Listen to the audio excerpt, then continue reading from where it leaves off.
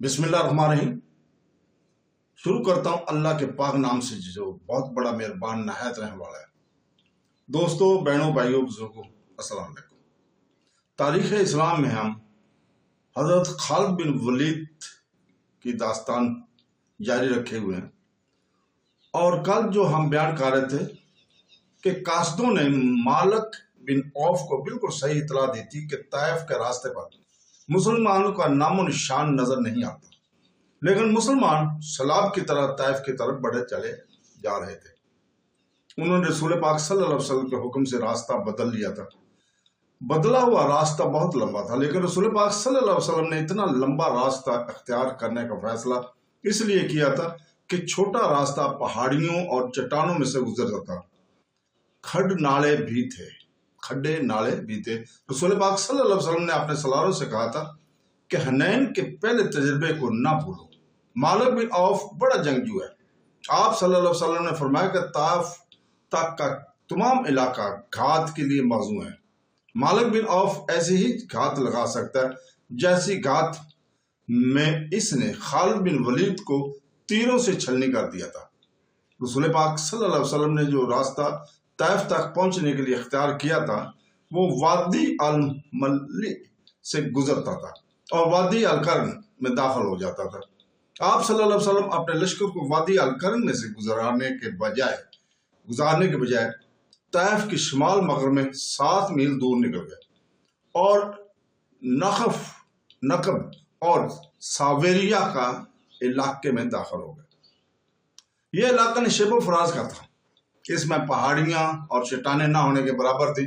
मुजाहिदीन का यह लश्कर 5 फरवरी सन 630 ईस्वी 15 शवाल 8 हिजरी के रोज ताइफ के गिरदोनवा में इस सिमत से पहुंचा जो ताइफ वालों के वहम और गुमान में भी नहीं था।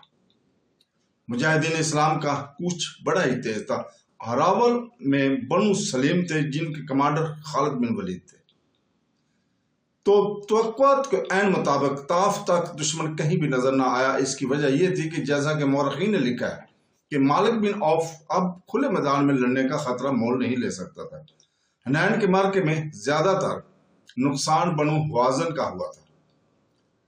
कबीला सकीफ लड़ा था, लेकिन जो टक्कर बनु हवाज़न ने ली थी वो बनु सकीफ को लेने का मौका नहीं मिला था। फिर भी सकीफ पसपा हो आए थे। रसूल पाक सल्लल्लाहु अलैहि वसल्लम इस खतरे से बेखबर नहीं थे कि अहले सकीफ ताज़ा दम है और वो अपने शहर के दफा में लंबे अरसे तक लड़ेंगे। मालूम नहीं है कि इसकी गलती थी कि मुसलमान शहर के दीवारों के खतरनाक हाथ तक करीब होकर रुके। वहां वो पड़ाव करना चाहते थे। अचानक अहले सकीफ दीवारों पर नुमदार हुए और उन्होंने मुसलमानों पर तीरों के मुंह बरसा दिया। बहुत से मुसलमान जख्मी हुए और शहीद भी हुए। मुसलमान पीछे हट आए। रसूल पाक सल्लल्लाहु अलैहि वसल्लम ने हजरत अबू बकर सदीक को मुआसरे का कमांडर मुकर्रर किया। हजरत अबू बकर सदीक रज़ी अल्लाह ताला ने बड़ी तेजी से शहर का मुआसरा मुकम्मल कर लिया था। उन्होंने इन रास्तों पर ज्यादा नफरी के दस्ते रखे जिन रास्तों से दुश्मन का फरार मुमकिन था। शहर का दफा बड़ा मजबूत था। कबीला सकीफ पूरी तरह तैयार था। मुसलमान तीर अंदाजी के सिवा और कोई कार्रवाई नहीं कर सकते थे। मुजाहिदीन ने यहाँ तक बेखौफी के मुजाहरे के लिए और शहर की दीवार के करीब जाकर अहले सकीफ के इन तीर अंदाजों पर तीर फेंके जो दीवारों पर थे। चौंके वे दीवारों पर थे और इन्हें ओट भी मैसर थी, इसलिए इनके तीर मुसलमानों का ज्यादा नुकसान करते थे। मुसलमान तीर अंदाजों के जैश आगे बढ़ते और पीछे हटाते थे।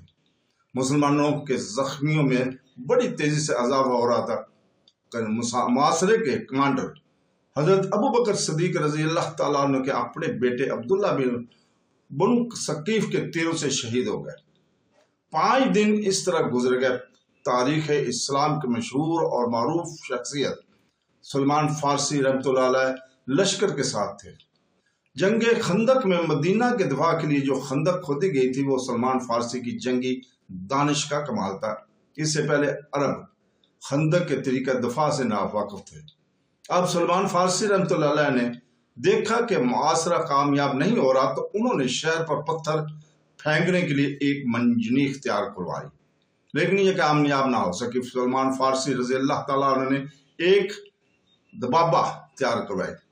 ये लकड़ी या चमड़े की बहुत बड़ी ढाल होती थी, जिसे चंद आदमी पकड़कर आगे आगे चलते थे, खुद इसकी ओट में रहते थे और इसकी ओट में बहुत से आदमी किले के अंदर चले जाते थे। सलमान फारसी ने जो दबाबा तैयार करवाई वो गाय की खाल की बनी हुई थी। एक जैश इस दबाबा के ओट में शहर के बड़े दरवाजे तक पहुंचा।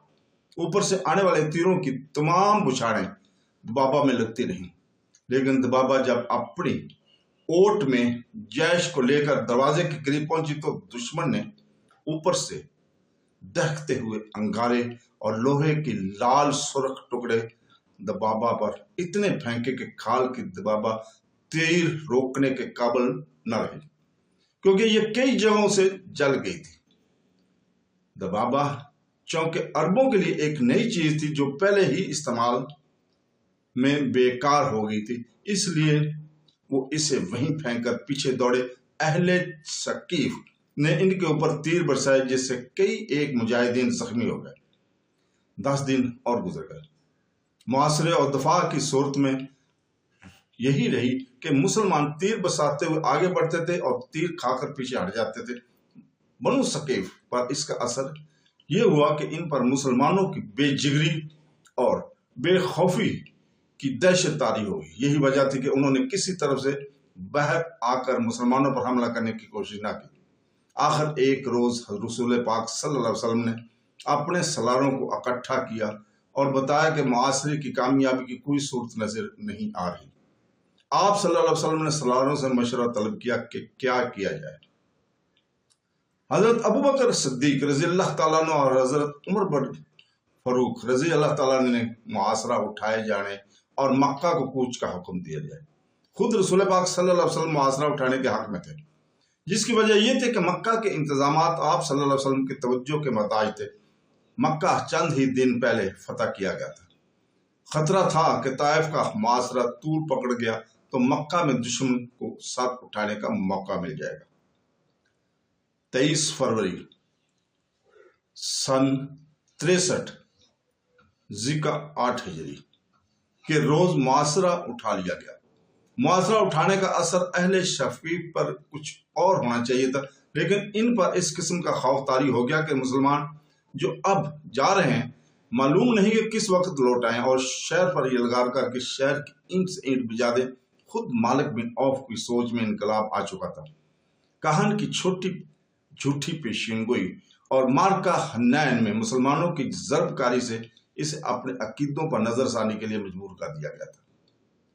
मुसलमान 26 फरवरी के रोज जाराना के मकाम पर पहुंचे, जहां रसूल पाक सल्लल्लाहु अलैहि वसल्लम ने माले गनीमत इकट्ठा करने का हुक्म दिया था। इस माले गनीमत में 6 अफराद, औरतें और बच्चे थे और 1000 ऊंट और भेड़ बकरियां भी थी। फौजी साजो सामान का अंबार था। रसूल पाक सल्लल्लाहु अलैहि वसल्लम ने दुश्मन की औरतों, बच्चों और जानवरों को अपने लश्कर में तकसीम कर दिया। मुजाहिदीन का लश्कर जोराना से अभी चला ना था कि कबीला हवाजन के चंद एक सरदार रसूल पाक सल्लल्लाहु अलैहि वसल्लम के हजूर पहुंचे और ये ऐलान किया कि हवाजन के तमाम तर कबीले ने इस्लाम कबूल कर लिया। इसके साथ ही इन सरदारों ने रसूल पाक सल्लल्लाहु अलैहि वसल्लम से दरखास्त की कि इनका माल गनीमत इन्हें वापस कर दिया जाए।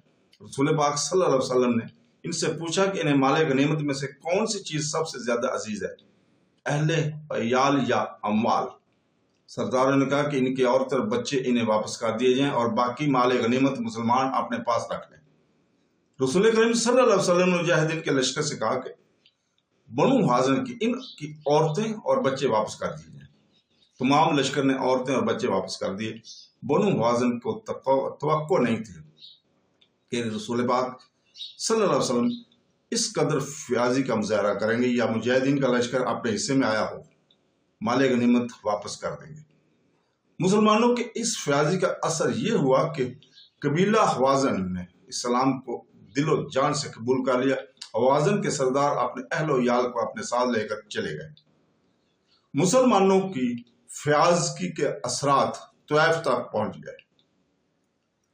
مسلمان ابھی جارحنہ میں ہی تھے کہ ایک روز مالک بن عوف مسلمانوں کی خیمہ گاہ میں آیا اور رسول کریم صلی اللہ علیہ وسلم کے حضور پہنچ کر اسلام قبول کر لیا۔